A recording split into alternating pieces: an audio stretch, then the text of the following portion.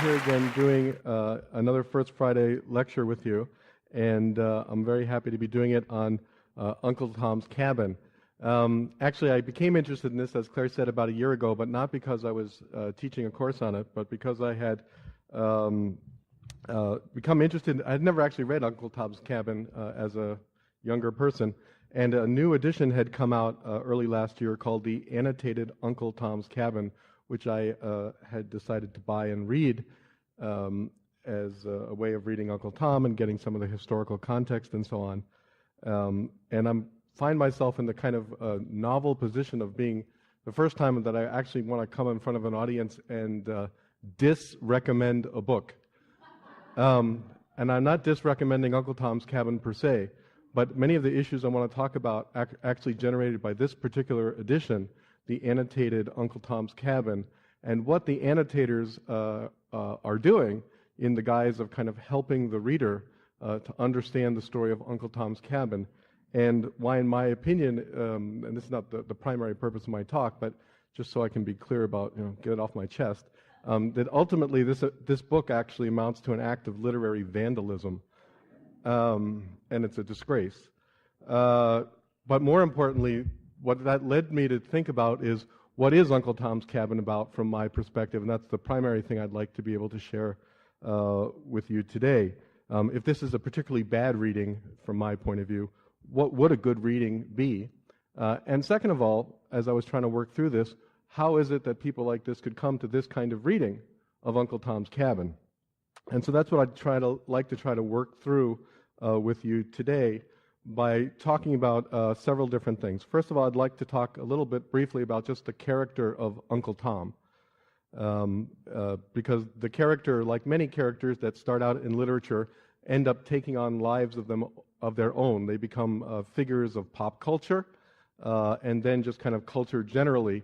And in the process, the characteristics that these originally literary characters start with may evolve and morph so that the popular understanding of the character may end up being nothing like the original literary manifestation of the character. And I think that's true with Uncle Tom, for example. I happened to give a lecture, I think it was last year. I did one on Shakespeare's Merchant of Venice, because I think the same issue goes into the understanding of Shylock in that play, and also the meaning of Merchant of Venice. So I'd like to talk a little bit about what Uncle Tom has become and what it's been. And second of all, then to kind of step backwards and look at the book that it comes out of, just a little bit about how the book has been understood or received over the course of 150 some odd years. From there, I'd like to talk a little bit about the context in which the book was written and produced, and what Harriet Beecher Stowe, the author, I think was trying to do with this book. From there, we'll kind of give a quick summary of the plot, from which I will try to distill what I understand to be some of the major messages or morals or points of the book, and then finally come back to this notion of the character of Uncle Tom. And my punchline, it goes with the title of today's talk, The Many Meanings of Meekness. It's clear that Uncle Tom is presented in this book as a meek character.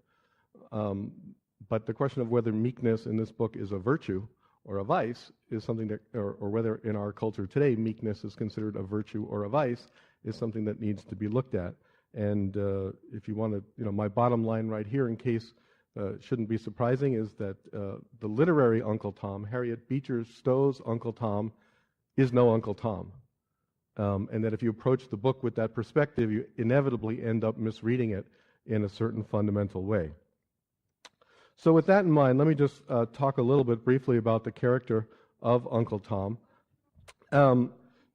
The term Uncle Tom is not, in popular culture today, is not a positive term. It's usually used by black people about other black people with either one of two meanings. It either describes a black person who is considered unseemingly servile to whites, or somebody who is a black person who is fawningly ambitious and kind of a brown-noser to white people. And this is a term that's actually used in cultural and political discourse today. I mean, you've probably heard that used about Colin Powell or Condoleezza Rice or other people. And I'm not taking a stand on their politics or whether or not they are or are not accurately described by that term, but that's where you come across the term in popular political culture today. It turns out that this current political cultural usage of the term Uncle Tom actually has a long history, beginning with the publication of Uncle Tom's Cabin in 1852, because in a kind of unprecedented way, the book Uncle Tom's Cabin sparked a pop cultural wave of Uncle Tom productions of one kind or another. Musicals, comic books, products. Really, one of the nice things about this annotation is that it has a lot of this kind of historical, cultural context that was unleashed by the publication of the book. The book was a mass success, and therefore the Uncle Tom story, in quotes, and the Uncle Tom character, in quotes, became part of the American pop cultural scene for over 100 years. And some of you may know, or even if you haven't thought about it consciously, if you've seen the musical, The King and I, for example, Uncle Tom's Cabin appears in there because it's the entertainment that they put on for the visiting British ambassadors and army, and it's kind of a bastardized version of Uncle Tom's Cabin, Simon Legree and all that, so on. But it kind of helps to, well, first of all, Yul Brynner gets a little bit upset because he's getting the message that slavery is not good, and he's not so happy with that message. But it kind of impresses the British because, like, oh, you know, these Siamese are quite civilized. They even read Uncle Tom's Cabin. So it's a figure that's made it into popular culture in a variety of ways. And all of these start with the literary Uncle Tom in Harriet Beecher Stowe's Uncle Tom's Cabin. And as I say, by the time we get around to the 20th or 21st century, Uncle Tom has kind of gotten a bad rap, culturally speaking. One of the quotes in this annotated edition talks about the African-American writer James Baldwin and his understanding of Uncle Tom, or reading Uncle Tom's Cabin. And for him, he says, because Uncle Tom would not take vengeance into his own hands, he was not a hero for me. Okay? Or that Uncle Tom's Cabin, one of the reasons it's often not taught in many college classrooms, according to the annotator, says that the most obvious reason for Uncle Tom's disappearance in college classrooms was the utter disdain of the Tom character by the black community. And as I say, if that's the current context in which the Uncle Tom character is understood, that's fine. But if we're going to actually read Harriet Beecher Stowe's novel, then I think it's important for us to look at the novel itself and see what Harriet Beecher Stowe is trying to get across, which may be something, or as I'm trying to suggest, is something quite different from what the concept of Uncle Tom has gradually evolved into. So let me tell you a little bit about how Uncle Tom came about and what its initial reception was. Uncle Tom's Cabin turns out to be one of the most important books in American history, actually, and there was a long period of time in which Uncle Tom's Cabin had sold more copies than any other book in this country besides the Bible. It's often kind of popularly considered to be somehow, I wouldn't say directly responsible, but indirectly responsible for helping produce the Civil War. There's an anecdote of Harriet Beecher Stowe visiting with Abraham Lincoln in 1862 when the war was in full swing, and Lincoln says to Stowe, "So, you're the little woman who wrote the book that started this great war." And so this book, whether it's good literature, bad literature, or indifferent literature, has been important literature for the history of the United States. When we look at its literary reputation, the reviews are kind of mixed, kind of all over the place. George Orwell, for example, in 1945, kind of famously described Uncle Tom's Cabin as one of his good, bad books. And he says, perhaps the supreme example of the good, bad book is Uncle Tom's Cabin. It is an unintentionally ludicrous book, full of preposterous melodramatic incidents. It is also deeply moving and essentially true. It is hard to say which quality outweighs the other. But Uncle Tom's Cabin, after all, is trying to be serious and to deal with the real world. And by the same token, I would back Uncle Tom's Cabin to outlive the complete works of Virginia Woolf or George Moore, though I know of no strictly literary test which would show where the superiority lies. So you can see it's a kind of very ambivalent appraisal of Uncle Tom's Cabin. A slightly earlier appraisal of Uncle Tom's Cabin comes from Leo Tolstoy in his book, What is Art?, which was written in 1896. And for Tolstoy, Uncle Tom's Cabin turns out to be one of the greatest works of art ever produced. Tolstoy starts describing different kinds of art, and he says in chapter 16, he's talking about there's two kinds of art that need to be considered in our modern time. One is what he calls religious art, and the other one is what he calls universal art. He says, the first, religious art, transmitting both positive feelings of love of God and of one's neighbor, and negative feelings of indignation and horror at the violation of love, manifests itself chiefly in the form of words, and to some extent also in painting and sculpture. The second kind, universal art, transmitting feelings accessible to all, manifests itself in words, in painting, in sculpture, in dances, in architecture, and most of all, in music. If I were asked to give modern examples of each of these kinds of art, then, as examples of the highest art flowing from the love of God and man, both of the higher positive and of the lower negative kind, the literature I should name is, and he gives a list, he's got Schiller, Victor Hugo, Dickens, Dostoevsky, George Eliot, and Uncle Tom's Cabin. And in fact, when the book first came out in 1852 and it received reviews, one of the reviews from 1852 was done by the Times of London.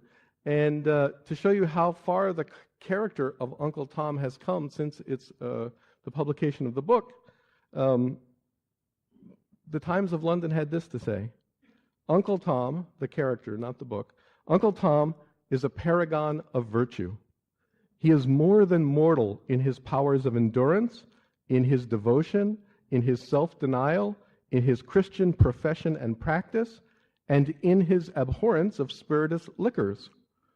When Mr. Haley in his turn sold Tom to a new master, the good-natured owner informed his new acquisition that he would make him coachee on condition that he would not get drunk more than once a week, unless in cases of emergency. Whereupon Tom looked surprised and rather hurt and said, "I never drink, master." This may be taken as a keynote to the tune Tom is eternally playing for our edification and moral improvement. He always looks surprised and rather hurt on such occasions. He is described as a fine, powerful Negro walking through the world with a Bible in his hands and virtuous indignation on his lips, both ready to be called in requisition of on the slightest provocation, in season and out of season, at work or at play, by your leave or without it, in sorrow or in joy, for the benefit of his superiors or for the castigation of his equals. A prominent fault of this production is indicated by these facts. In her very, very eagerness to accomplish her amiable intention, Mrs. Stowe ludicrously stumbles and falls very far short of her object.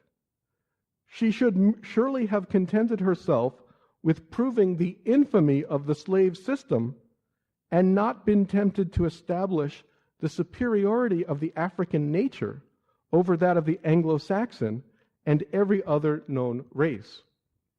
Okay, so the short story here, in case it's not crystal clear, is that the Times of London is condemning Uncle Tom's Cabin because it makes out the character of Uncle Tom to be too good. Okay, it couldn't be far more opposite from what the popular or contemporary political conception of Uncle Tom became. So I think all of these facts, all of this context suggests to me that Uncle Tom's Cabin as a novel is worth reading. It's worth reading well. It's worth trying to appreciate it on its own terms, even if one decides that its own terms are not one's own terms. And once you've done all of that, then kind of deciding, is the book good? Is it bad? Is it racist? And so on. And so in order to do a little bit of that, I'd like to now turn to a little of the historical context that produced Harriet Beecher Stowe's Uncle Tom's Cabin, and then to talk about what she seems to have been trying to accomplish and how that's manifested in the book. Uncle Tom's Cabin, not surprisingly, is a fundamentally American work of literature, and it's deeply rooted in American history, and of course the American history involving slavery. But the particular stimulus for Stowe's writing of Uncle Tom's Cabin was what's known as the Compromise of 1850. The early history of the United States had been unstable due to the admission of new states into the federal union and the ongoing debate of whether these states were going to be free or slave, and the idea being that if too many states became one or the other, the kind of essential balance between free states and slave states would be undone, and the federal union would topple one way or the other, or what actually did happen was the Civil War starting in 1861. The particular impetus then in 1850 was the conclusion of the Mexican-American War, where the United States conquered all of what's now like the southwest part of the United States, and the desire to admit California as a state in the Union. And the question was California going to be admitted as a free state, and what was going to be done with these territories that had been acquired by Mexico, from Mexico? And the Compromise of 1850 had four basic components to it. The first was that California was going to be admitted to the Union as a free state without slavery. The second one was that the territories of Utah and New Mexico, which were part of the conquest from the Mexican-American War, would in fact be territories that would be potentially open to slavery. The third was that the slave trade would be banned in the District of Columbia, which was and still is a federal territory subject to the jurisdiction of the Congress. Slave trade would be banned in the District of Columbia, although slave ownership would not be banned there. And fourth, and the one that was particularly the most stimulating for Harriet Beecher Stowe, was what's called the Fugitive Slave Act of 1850. And part of the compromise was that if California was going to be admitted as a free state and the slave trade was going to be banned in the District of Columbia, the sop to the slave states was there was going to be a new law that required all citizens and all officers of the United States to search, catch, and return runaway slaves. There had always been fugitive slave laws on the books, but up until 1850, people had been able to turn a blind eye to it if they wished to, in which case in the North it often was. And so this fugitive slave law made potentially every northern citizen, I mean every citizen, but in this case every northern citizen, directly connected to the slave issue. Because if a slave showed up in your backyard or you saw one on the street and you didn't do something about it, you yourself could be fined or go to jail. And so it made it a kind of slavery, a personal issue for people in the North in a way that it had never been before. So that's kind of the public political context behind Stowe's thinking about doing this novel.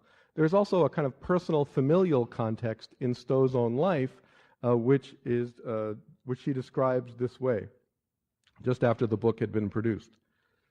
She says, "I have been the mother of 7 children, the most beautiful and most loved of whom lies buried near my Cincinnati residence. It was at his dying bed and at his grave that I learned what a poor slave mother may feel when her child is torn away from her. In those depths of sorrow, which seemed to me immeasurable, it was only my prayer to God that such anguish might not be suffered in vain. There were circumstances about his death of such peculiar bitterness, of what seemed almost cruel suffering, that I felt I could never be consoled for it unless this crushing of my own heart might enable me to work out some great good to others. I allude to this here because I have often felt that much that is in that book, Uncle Tom's Cabin, had its root in the awful scenes and bitter sorrow of that summer. It has left now, I trust, no trace on my mind except a deep compassion for the sorrowful, especially for mothers who are separated from their children. And for those of you who have read Uncle Tom's Cabin, you'll know that the story is populated with a variety, innumerable events of mothers being separated from their children, children being sold away from their mothers, children being killed, mothers being killed, and so on. And there's a way in which not only is Uncle Tom's Cabin fundamentally an American book and fundamentally a book about slavery, but in some ways it's actually intended to be a book by a woman to women in a certain fundamental way. And that this issue of being able to empathize about the loss of children is one of what Harriet Beecher Stowe thought was one of her big insights and was going to form one of the basic strategies for composing Uncle Tom's Cabin. The book itself was actually published as a serial in a newspaper over the course of 1852. This was a common device of publication in the 19th century. And I think it's important just to acknowledge up front, who the audience for this publication was going to be. I mean, the audience is basically, it's a white audience, it's basically women, basically Christian, and of course, it's American. And this is the context in which the book was received and written. And I think that's the context in which, therefore, it needs to be understood. So, in this context, Harriet Beecher Stowe developed a strategy to get her point across. And it consisted of several elements. The first one is that she wanted to give the reader a kind of vicarious first-hand experience, the kind of you are there reportage. Part of her goal is to make the reader experience and feel slavery firsthand, even if the reader hadn't actually been a personal witness or participant in slavery. The idea then was that this first-hand experience would combine with the reader's natural Christianity and sense of the golden rule that do unto others as you would have them do unto you, or you could do it in its negative form, don't do unto others what you wouldn't have them do unto you. And therefore, as part of the main strategy of the book is to kind of present a very humanized and ultimately Christianized vision of slaves that the reading audience could relate to and imagine themselves in the same situation and be horrified by themselves being in that situation and then, of course, be repulsed by slavery. In fact, in the novel itself, in the final chapter, Harriet Beecher Stowe has the final chapter is called Concluding Remarks, where she gives a kind of, okay, the story's over, but the novel isn't, because there's a final chapter where she kind of reflects on what she's done and why she's done it and what she hopes to get out of it. She's kind of giving her own review in a way. And at one point, she's talking about the character of Sinclair, who is the New Orleans kind of ne'er-do-well slave owner who's kind of, he's a really ambiguous character, and actually one of the points where I really started pulling my hair out were the annotations and comments that are in this book about the character of Sinclair, because on the one hand you could say, and the annotators do actually, that he's a miserable guy and the reader can't possibly sympathize with him and so on. And yet at the very end, Stowe makes it quite clear that she thinks that this slave-owning character, he's a kind of unwilling participant in slavery, the way she presents him. I mean, he knows it's wrong, but he doesn't have the moral fiber or the personal fiber to actually get out of it or to free his slaves and so on. And so it's a kind of ambiguous situation. But Stowe says of him, towards the end of the book, she says, "Justice, too, obliges the author to state that the fairness of mind and generosity attributed to St. Clair are not without a parallel, as the following anecdote will show. A few years since, a young Southern gentleman was in Cincinnati with a favorite servant who had been his personal attendant from a boy. The young man took advantage of this opportunity to secure his own freedom and fled to the protection of a Quaker who was quite noted in affairs of this kind. The owner was exceedingly indignant. He had always treated the slave with such indulgence, and his confidence in his affection was such that he believed he must have been practiced upon to induce him to revolt from him. He visited the Quaker in high anger, but being possessed of uncommon candor and fairness, was soon quieted by his arguments and representations. It was a side of the subject which he had never heard, never had thought on, and he immediately told the Quaker that if his slave would, to his own face, say that it was his desire to be free, he would liberate him. An interview was forthwith procured, and Nathan was asked by his young master whether he had ever had any reason to complain of his treatment in any respect. "No, master," said Nathan, "you've always been good to me." "Well then, why do you want to leave me?" "Master may die, and then who get me? I'd rather be a free man." After some deliberation, the young master replied, "Nathan, in your place, I think I should feel very much so myself. You are free." He immediately made him out free papers, deposited a sum of money in the hands of the Quaker to be judiciously used in assisting him to start in life, and left a very sensible and kind letter of advice to the young man. That letter was for some time in the writer's hands. What Stowe is telling us is that in her experience, this is an actual event, that she has a physical letter where it was only when the slave owner finally got it into his mind to imagine it from the other side that the slave owner could see the error of his own ways and voluntarily free the slave.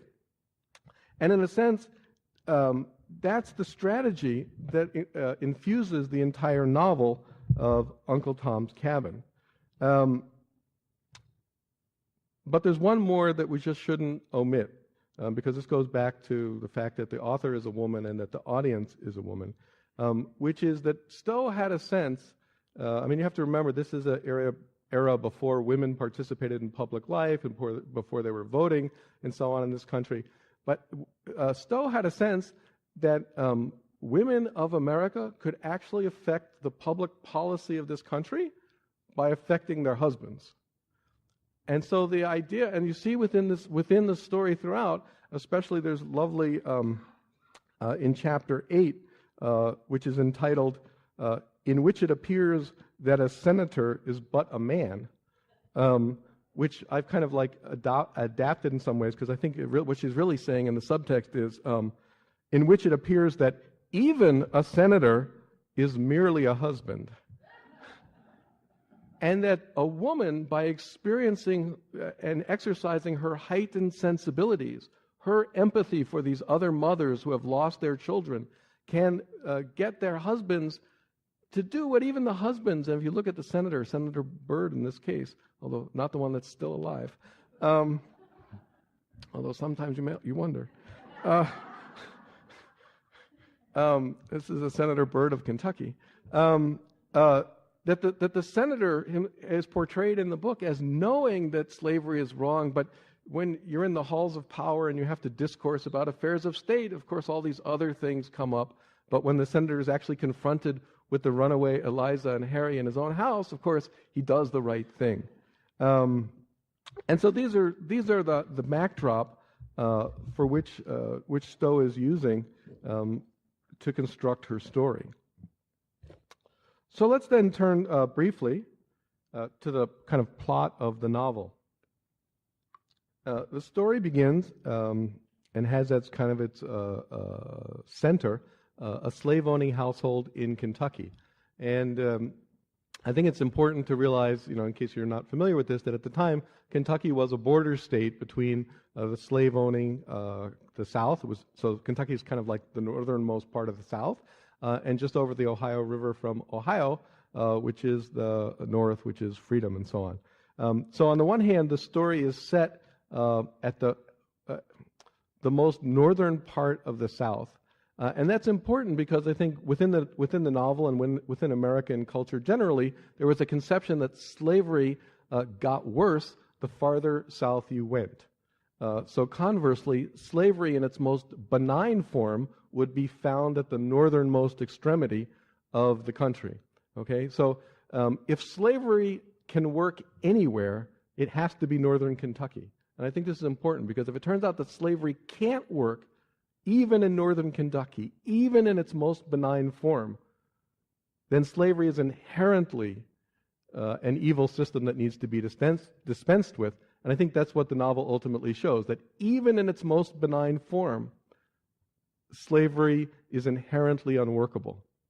And I think this actually explains some of what you might think of as some of the peculiar features of the novel, because one of them is that when you are actually exposed to Uncle Tom's Cabin, which we get near the beginning of the book, it's actually presented as a kind of idyllic little place. There's a kind of like Norman Rockwell-esque Uncle Tom's Cabin that you're introduced to, where everybody's kind of basically happy. They're working, they're studying their Bible, they've got good masters. Everything seems kind of nice. I mean, within the parameters of the thing. Like, what's so bad?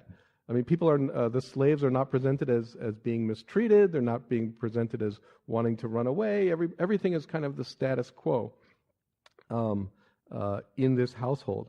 And yet, what you're shown from the very beginning is that despite having the most benign form of slavery possible, despite having the most benevolent masters possible, the masters themselves, the Shelby family, has fallen on hard times. They're in debt and need money, and the slaves are property, and the story opens with Uncle Tom and little Harry being sold off so that the Shelbys can get out of debt. And that kind of is what launches the story on its track. And so the story kind of alternates in two paths, following the progress of two sets of slaves. One is the young Eliza and her son Harry and her husband George, who end up ultimately fleeing to the north. One of the most famous scenes in the book, and you see it now done in cartoons and everything, is Eliza crossing the Ohio River in February over the ice floes. And so she's escaping to the north because the north is freedom, and her husband George, who is willing to fight for his liberty, they're going to the north. Ohio turns out not to be completely safe, and so they continue on, and by the end of the book end up in Canada and freedom.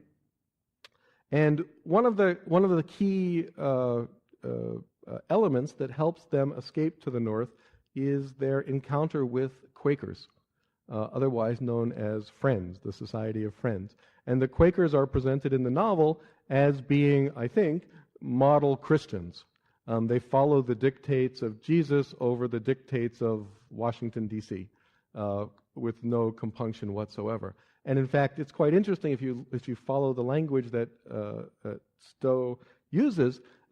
Once we're introduced to the Friends with a capital F, quite regularly thereafter, she starts referring to Tom as our friend Tom, although always in a lowercase f. But I think the implication that, whether she's conscious or not, is that, and this is consistent with Tom's image throughout, is that Tom is in a sense a natural Quaker. He's I mean, he wasn't born this way, but he's a natural Quaker in a certain sense. He's a friend, in that capital F sense, even though he isn't formally a friend. So one of these paths from Kentucky leads to the north and freedom for the young family through Canada, and the other is the journey of Tom himself down the Mississippi, ultimately to New Orleans, and his death. Right? One is escaping from the center, the least bad form of slavery. They're escaping to the north and total freedom. The other one is we can't say escaping, but is like descending into the worst form of slavery at the heart of the South, and death. But I think, that if you just say that Tom goes to his death there with Simon Legree and so on, that you're really, in a sense, or we're really missing a key element of the story in two ways. Because one is, I think, Tom is actually being presented as reaching freedom also. And it's the freedom that's even more significant than the freedom that the folks going to Canada are getting. Okay?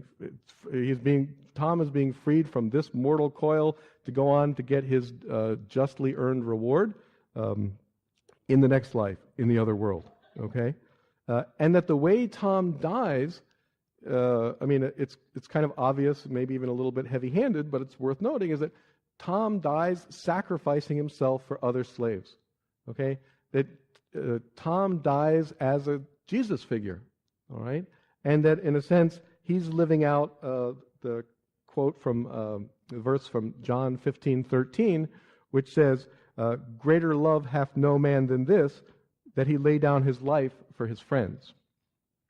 And so within the value system of the novel, I think what's being presented is that because we're seeing slavery in its best incarnation, and that incarnation is inherently unstable.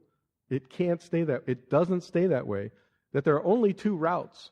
One is to Canada and one is to death. And there really is no third choice as long as the system itself stays in place. So let's go then to the kind of moral or point or messages of the novel, in case it's not completely clear. Of course, the novel is anti-slavery. But I think it's important, especially for modern readers and for people who don't identify with this form of Christianity or so on, is that the appeal to anti-slavery here is not based on natural rights or Enlightenment principles or anything like that. The appeal to anti-slavery in this novel is that, first of all, as I've said, even with the best possible masters, the best possible form of slavery, the system is inherently and necessarily evil. And if the best form is necessarily inherently evil, then the system as a whole has to go. Secondly, slavery is bad because it's fundamentally un-Christian. It causes one to behave in a way that's inconsistent with being a good Christian. And in fact, one of the problematic ways issues that people get into sometimes is that one of the arguments that Stowe makes is that there are some ways in which slavery has a worse effect upon the white people than it has upon the black people. Because if you take this kind of religious stance seriously, what the white people are doing to their own souls is vastly worse than what they're doing to Tom and to the other slaves. Okay? And this stance is not unique to Stowe. I mean, this whole 19th century Christian attitude towards slavery, you see it in a variety of places. So the system's inherently evil. It's un-Christian. It's even, surprise, surprise, inherently un-American. One of the nice scenes when Eliza and Harry and George are escaping north is they're being pursued by slave catchers, and they make a stand. They have a gunfight, a small gunfight at that point, and the language that George uses, the runaway slave George uses, is that he's essentially, and they use this phrase, declaring his independence, declaring his freedom. There's the echoes of Patrick Henry, give me liberty or give me death.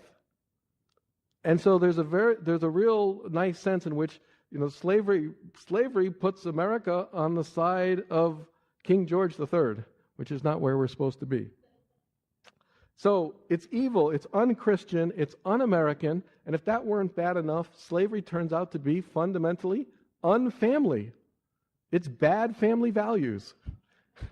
It breaks up families. It takes children away from their parents, parents away from their children. And so, from this point of view, Harriet Beecher Stowe is trying to give the reader a kind of first-hand personal experience of all of these things to get the reader to a point where the reader, generally a woman, but whoever the reader is going to be, will take a stand against slavery and actually do something. And the final paragraph in the penultimate chapter, which is actually the end of the novel, before she gets to her concluding remarks, Tom has died. The young Master George is there talking to the slaves on the Shelby farm that have been freed. And George says, George here gave a short narration of the scene of his, Tom's, death, and of his loving farewell to all on the place, and added, "It was on his grave, my friends, that I resolved before God that I would never own another slave while it was possible to free him, that nobody, through me, should ever run the risk of being parted from home and friends and dying on a lonely plantation as he died. So, when you rejoice in your freedom, think that you owe it to that good old soul and pay it back in kindness to his wife and children. Think of your freedom every time you see Uncle Tom's Cabin, and let it be a memorial to put you all in mind to follow in his steps," that's Tom's steps, "and be as honest and faithful and Christian as he was." And that's the end of the story, except for Stowe's final chapter, where she has her concluding remarks.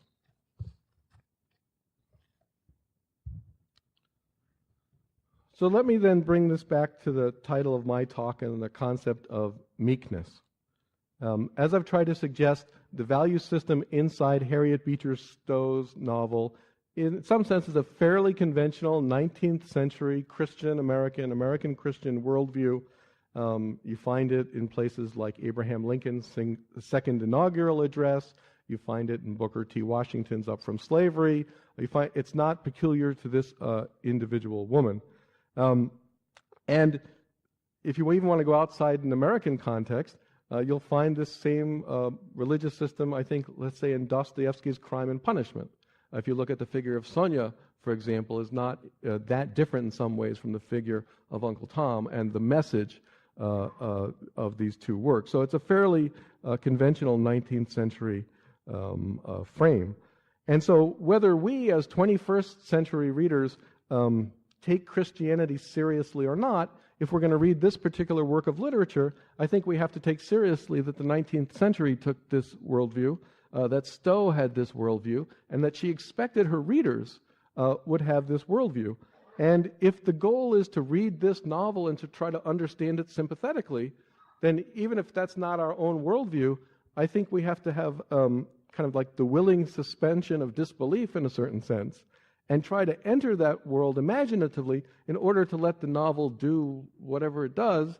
And then once we've seen what the novel is, then we can come out and appraise it. We can say, well, yes, it's an excellent Christian anti-slavery novel, but Christianity is ultimately the opiate of the masses.